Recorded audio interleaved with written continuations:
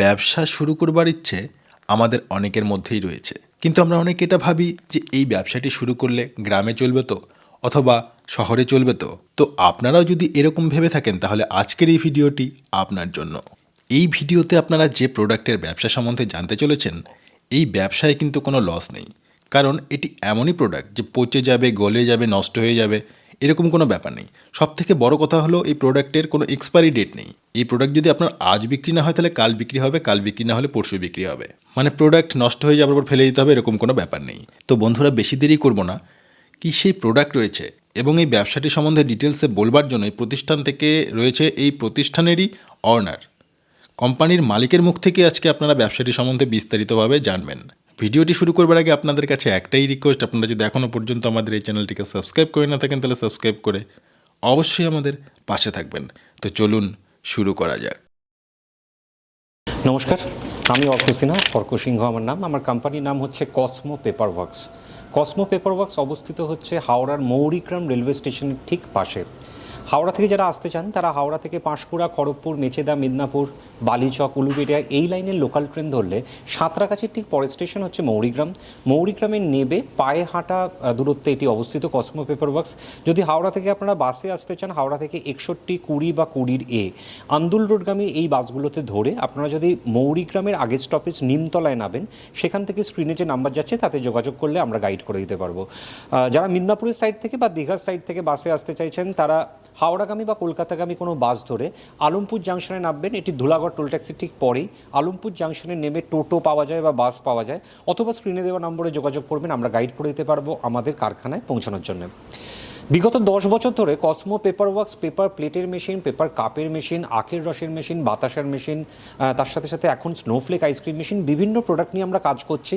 এবং তার মধ্যে অবশ্যই সর্বপ্রথম যে প্রোডাক্টগুলো নিয়ে আমরা 10 বছর আগে কাজ করা শুরু করেছিলাম সেগুলো হচ্ছে পেপার প্লেট এবং পেপার কাপ। আজকের ভিডিওটি মূলত যে বিষয়বস্তুটি নিয়ে সেটি হচ্ছে পেপার কাপ বা চায়ের কাপের মেশিন, কফির কাপের মেশিন, জুসের গ্লাসের মেশিন বা জল পান করার যে গ্লাস হয়, কাগজের কাপ বা গ্লাস হয়, তার মেশিন। চা এমন একটি শব্দ, কফি এমন একটি শব্দ যেগুলো এখন প্রায় প্রত্যেক দিনের সাথেই আমাদের জড়িত। তার কারণ আমরা যখন ট্রেনে করে কোথাও জার্নি করি, ঘুম ভাঙার পর সকালবেলায় যে শব্দটা সব থেকে বেশি আমাদের শুনতে ইচ্ছা করে বা যে শব্দটার জন্য আমাদের ঘুম ভাঙে সেটা হচ্ছে চা। শুধু তাই নয়, চা আমাদের বিভিন্ন গানে, কবিতায় এসে উপস্থিত হয়েছে। কখনো সেটা এক কাপ চায় আমি তোমাকে চাই হতে পারে, কখনো আমরা হিন্দিতে বলে থাকি চায় পে চর্চা। অর্থাৎ চা এমন একটি জিনিস যা আমাদের সাথে এমনভাবে মিশে আছে যে দিনে একবার নয় একাধিকবার আমরা চা পান করি। এবং স্বাভাবিকভাবেই তাই জন্যে চায়ের কাপ বা কফি কাপ বা পেপার কাপ এর ডিম্যান্ড উত্তরোত্তর বৃদ্ধি পেয়েছে। বিশেষ করে বৃদ্ধি পেয়েছে কোভিডের পর, করোনার পর। তার কারণ হচ্ছে আমরা ছোঁয়া জিনিসটাই এড়িয়ে চলতে চাই, আমরা ডিসপোজেবল কাপের দিকেই ঝুঁকতে চাই। দোকানে গেলে আমরা যারা চা বিক্রেতা তাদেরকে বলি কাগজের কাপেই চা দিন, গ্লাসে দেওয়ার প্রয়োজন নেই। আর তার ফলে চায়ের কাপের যে মেশিন তারও ডিম্যান্ড বেড়েছে। আজকের ভিডিওটি এটি নিয়ে। আমি ভিডিওটির বিস্তারিত অংশে যাব, কিন্তু যে জিনিসটা দেখার জন্য আপনারা অপেক্ষা করে থাকেন আমি দেখেছি আমার অভিজ্ঞতায়, সেটা হচ্ছে প্রোডাকশন। ফার্স্টে আসুন চায়ের কাপে কিভাবে কাপ তৈরি হচ্ছে সেটি দেখে নিই। আমাদের বন্ধু রাজ আমাদের এই মেশিনটিতে প্রোডাকশন করে দেখাবে। এটি একটি অটোমেটিক মেশিন, যেই মেশিনটিতে চায়ের কাপ অটোমেটিকভাবে প্রোভাইডেড হবে বা প্রোডাকশন হবে। এইভাবে প্রথমে যে ব্ল্যাঙ্কস অর্থাৎ চায়ের কাপের যে বাইরের দেওয়ালটি সেটি আমাদের প্রস্তুত করতে হয় এবং তার জন্যে জলে বা পানীয়তে অর্থাৎ জলে, তরল যে জল একদম লিকুইড, তাতে আমাদের কিছুটা একটা ভিজিয়ে রাখতে হয় কিছু সময়। এবং এটার জন্য কিন্তু আলাদা টেকনিক্যাল প্রশিক্ষণ প্রয়োজন, কারণ কোন কাগজ কতক্ষণ জলে ভিজিয়ে রাখতে হবে, কতটা আর্দ্রতা নেবে সেটা কিন্তু শিখতে হয়। এইভাবে মেশিনে ফিড করানোর পর যেটা করতে হয় সেটা হচ্ছে অটোমেটিক মেশিনটি, এখানে যে বাটন সিস্টেম আছে তার মাধ্যমে প্রেস করলে মেশিনটি নিজে থেকে এই ব্ল্যাঙ্কসটি অর্থাৎ কাপের বা গ্লাসের যে দেওয়ালটি সেটি মেশিনটি সাক করতে শুরু করে বা টানতে শুরু করে। আপনারা দেখতে পাচ্ছেন প্যানেলটি দেখতে পাচ্ছেন আপনারা, এটি একটি অত্যাধুনিক প্যানেল যাতে বিভিন্ন রকম আপনার নব দেওয়া আছে, যেখানে স্পিড কন্ট্রোল করা যাবে, বিভিন্ন হিটারের আপনার হিট কন্ট্রোল করা যাবে।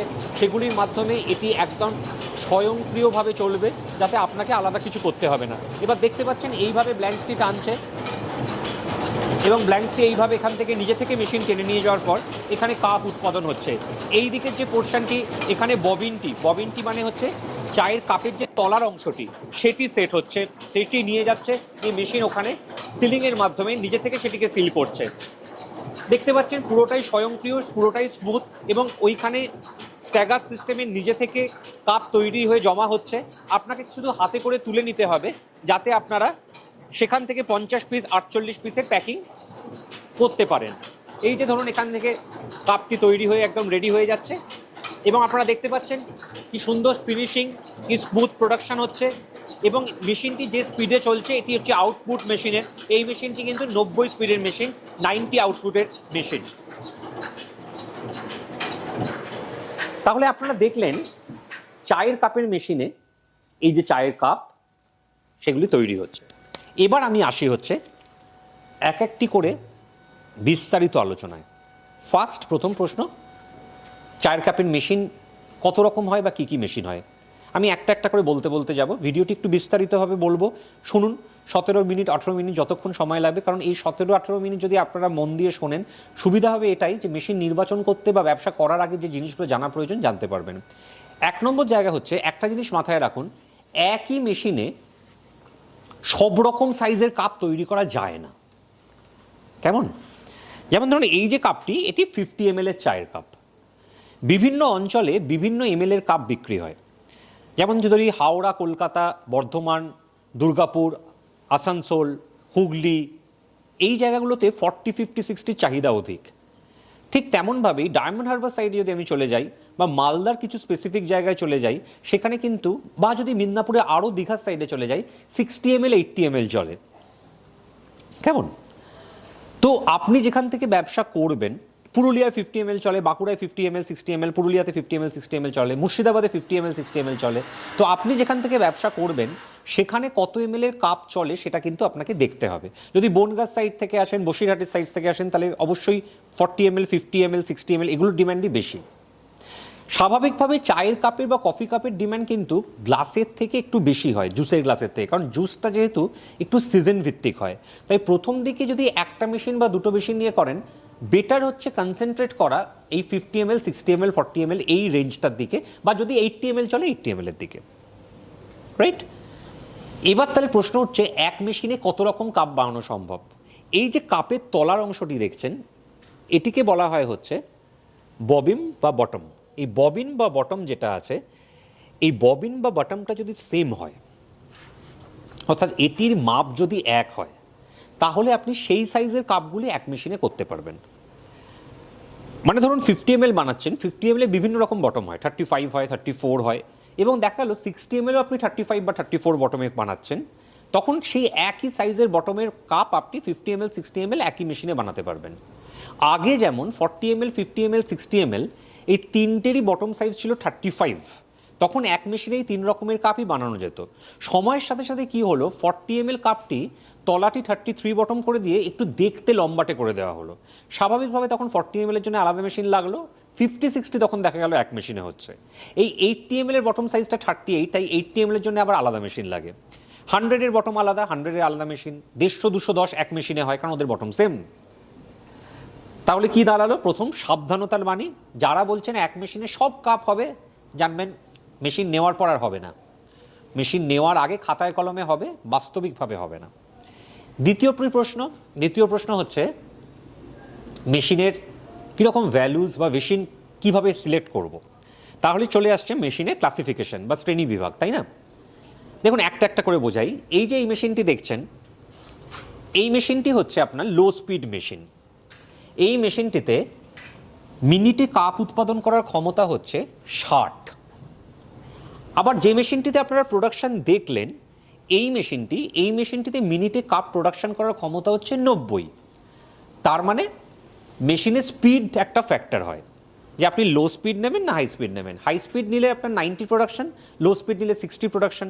স্বাভাবিকভাবে লো স্পিডের দাম কম। যারা চাইছেন হচ্ছে আমি বিনিয়োগ কম করতে পারবো বা আমি কম করতে চাইছি, তারা লো স্পিডের মেশিন নিতে পারেন। যারা চাইছেন আমি বেশি বিনিয়োগ করতে চাচ্ছি, তারা হাই স্পিড নিতে পারেন। হ্যাঁ, হাই স্পিডের তো অবশ্যই অ্যাডভান্টেজ আছে, সেটা হচ্ছে আপনার প্রোডাকশন বেশি, ইলেকট্রিসিটি কনজামশন একই দুটো মেশিনের, স্বাভাবিকভাবে সেখানে আপনার হাই স্পিডের ক্ষেত্রে ইলেকট্রিসিটি কনজামশনটা প্রতি কাপে যখন ভাগ করছেন কম খরচা পড়ছে। 3 ইউনিট করে ঘন্টায় ইলেকট্রিক খায় মেশিনগুলো, কিন্তু বাজেটও বেশি হাই স্পিডের। এবার একটা কথা বলি, এই যে স্পিড নিয়ে কথা বলছি, ভালো করে শুনুন। হ্যাঁ, সেটা হচ্ছে বাজারে একটা বিভ্রান্তিমূলক ধারণা আছে এই স্পিড সংক্রান্ত। যেমন ধরুন কেউ বললো আমার মেশিনটি 120 স্পিডের, কিন্তু আপনি 90 আউটপুট পাবেন। এই কথাটা সম্পূর্ণ ফেক বা ভেগ একটা কথা, এটা মিথ্যে একটা কথা। জানবেন এই কথাটি তো আপনার জেনে কোনো লাভ নেই যে আমার অমুক স্পিডের মেশিন কিন্তু তমুক স্পিডে আপনি আউটপুট পাবেন। আপনার তো আউটপুটটা নিয়েই মেন উদ্দেশ্য। আমার যদি 90 স্পিড হয় আমার 90 আউটপুট পেতে হবে। আমি মেশিনটি বিক্রি করার সময় বললাম আমার 120 স্পিডের মেশিন, কিন্তু তারপর আপনি ঘরে নিয়ে যাওয়ার পর বললাম এটা আপনি আউটপুট 90 পাবেন। এই কথাটার কোনো মানেই হয় না। কাপের মেশিন প্রথম দিকে নিজেরা চালাতে পারবেন না, টেকনিক্যাল সাপোর্ট লাগবে। আমি সেই টেকনিশিয়ান প্রোভাইড করে দেবো যে আপনার বাড়িতে গিয়ে আপনাকে ট্রেনিং দিয়ে চালানোর ব্যবস্থা করে দেবে, বা আপনার ওখানে থাকবে বা যাতায়াত করবে, তার একটা পারিশ্রমিক আপনাকে দিতে হবে। দ্বিতীয় হচ্ছে মেশিন যদি কখনো খারাপ হয় স্বাভাবিকভাবে আমরা লোক প্রোভাইড করি মেশিন সারিয়ে দেওয়ার জন্য, এবং আমি অল ওভার ইস্টার্ন ইন্ডিয়া একমাত্র বোধহয় লোক প্রোভাইড করি যে বাড়িতে গিয়ে মেশিন সারিয়ে দিয়ে আসে, কিন্তু তার জন্য আলাদা পারিশ্রমিক বা চার্জ আপনাকে দিতে হবে। এমনটি নয় ফ্রি অফ কস্ট হবে। স্বাভাবিকভাবে একটা প্রশ্ন উঠে আসছে তাহলে মেশিনের ওয়ারেন্টি বা গ্যারান্টির কথা। তো কাপের মেশিনের ক্ষেত্রে যে কিছু মূল পার্ট আছে যে পার্টগুলো অবশ্যই কস্টলি, সেগুলোর উপর আমরা একটা ওয়ারেন্টি বা গ্যারান্টি প্রোভাইড করলেও বাকি টুকটাক পার্টসে কিন্তু কোনো ওয়ারেন্টি গ্যারান্টি থাকে না। যদি কোনো কোম্পানি বলে থাকে, জানবেন সেগুলো মেশিন বিক্রি করার চক্রান্তে বলছে। কারণ প্রথমত এটা একটা ইম্পোর্টেড প্রোডাক্ট, স্বাভাবিকভাবে সেই জিনিসটা কিন্তু আমি যখন আপনাকে প্রোভাইড করছি সেই জায়গাটা আমি আপনাকে দিতেই পারবো না যে এক্সট্রা কোনো ওয়ারেন্টি বা গ্যারান্টির জায়গাটা। হ্যাঁ, কিছু পার্টসে আমরা দিই, তার কারণ সেটা আমার সাথে আপনার বিশ্বাসের জায়গা থেকে। বাকি জায়গাগুলো ধরুন আপনার ববিন কাটারে ধার দিতে হবে, বা ধরুন আপনার বিয়ারিং ভেঙে গেল, এগুলো আপনাকে পারচেস করতে হবে। এই টুকটাক জিনিসগুলো মাথায় রেখে ব্যবসা করাটা ভালো। এর পরের জায়গাটা হচ্ছে স্বাভাবিকভাবে মেশিন ডেলিভারির সমস্ত ব্যবস্থা আমি প্রোভাইড করে থাকি এখান থেকে। তার আলাদা চার্জ লাগে, সেটার ব্যবস্থা আমি করে দেবো। আপনাকে তার মাধ্যমে মেশিন এখান থেকে নিতে হবে। বিক্রির ক্ষেত্রে আমি বলে রাখি, দেখুন বিক্রি আপনাকেই করতে হবে। যারা বলছে মাল কিনে নেবে, বা যারা বলছে দুটো ডিস্ট্রিবিউটার ধরিয়ে দেবো তারা সমস্ত মাল কিনে নেবে, তাদেরকে জিজ্ঞেস করুন তো তারা নিজেরা কেন মাল প্রোডাকশন করে বিক্রি করছে না। তাদের যদি এতটা ক্ষমতা থাকে, এতটা পাওয়ার থাকে, তাহলে তো তারা নিজেরাই প্রোডাকশন করে বিক্রি করতে পারতো। আপনার মার্কেটে কেউ 4 কার্টুন মাল নেবে, কেউ 2 কার্টুন নেবে, কেউ 10 কার্টুন নেবে, কেউ 70 কার্টুন নেবে। সেই মার্কেটটা আস্তে আস্তে আপনাকে গড়ে তুলতে হবে। আমি কি হেল্পটা আপনাকে করতে পারি? আজকে আমার 10 বছরের অভিজ্ঞতায়, আমার সুনামে, আমার কোম্পানির আজকে যেহেতু এতটা গ্রোথ হয়েছে, স্বাভাবিকভাবে অনেকে ভিডিও দেখে আমাকে ফোন করেন রেডি কাপের জন্য।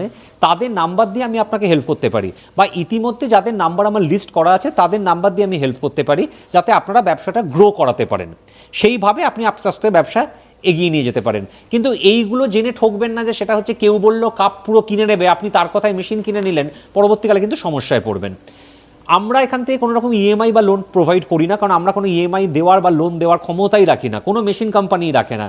অ্যান্ড স্বাভাবিকভাবে যারা বলছে ইএমআই বা লোনের মাধ্যমে মেশিন দেবে, তারা জানবেন আপনাকে একটা স্ক্যামের মধ্যে ফাঁসানোর চেষ্টা করছে। প্রথমে যেটা করবে সেটা হচ্ছে একটা অ্যাডভান্স নেবে, আফটার দ্যাট বলবে সেটা হচ্ছে আপনাকে কাগজপত্র জমা দিতে, তারপর বলবে আপনার লোনটি হচ্ছে না, তখন বলবে ওই টাকার মধ্যে অন্য কোনো মেশিন নিতে, অথবা বলবে আপনি তাদেরকে কিস্তিতে আস্তে আস্তে পুরো টাকা দিন।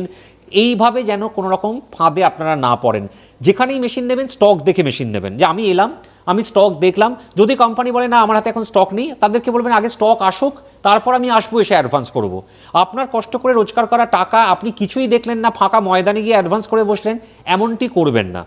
একদম খুব জিস্টে বারবার কয়েকটা জিনিস আমি বলছি। এক হচ্ছে এই ফ্রিয়ের চক্করে ফাঁসবেন না, মাল কিনে নেবো এই চক্করে ফাঁসবেন না, মেশিন নেই কিছুই নেই অ্যাডভান্সের চক্করে ফাঁসবেন না, এইগুলো করবেন না। এটি আমার আপনাদেরকে অনুরোধ, রিকোয়েস্ট। তার কারণ হচ্ছে দেখুন আজকে Cosmo paper works all over eastern ইন্ডিয়ার সব থেকে বড় কোম্পানি। পেপার প্লেটের মেশিন নিয়ে আমরা কাজ করি। আমাদের যে পেপার প্লেটের মেশিনের কাজ হয় অল ওভার ইস্টার্ন ইন্ডিয়া কারুরই হয় না। পেপার কাপের মেশিন নিয়ে কাজ করি। কিন্তু এখন কেন বলুন তো ভিডিওতেই সাবধানতাগুলো আমি আপনাদেরকে বলতে চাই, বিকজ এই জায়গাটা আপনারাই আমাকে দিয়েছেন।